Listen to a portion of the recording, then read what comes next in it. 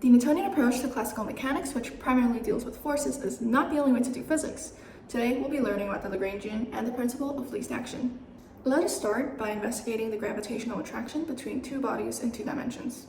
By Newton's law of gravitation, you would expect them to travel towards each other as opposed to taking this path or this path. However, we can also solve the problem just by using energy.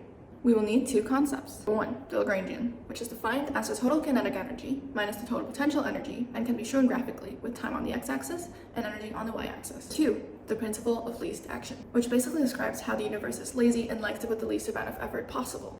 The key aspect here is that this action is defined as the integral of the Lagrangian. Now back to our system. By plotting the energies and the resulting Lagrangian of each path on a graph, we can see how the integral, which in this case is just adding together the positive and negative areas and the Lagrangian curve of path 1 is minimal. Since the area represents the action, by the principle of least action, the universe will precisely follow path 1, agreeing with what we found from Newton's laws. The coolest part is that these two notions are incredibly powerful and highly applicable to pretty much any system, and oftentimes we will find that it's much more convenient than the Newtonian approach.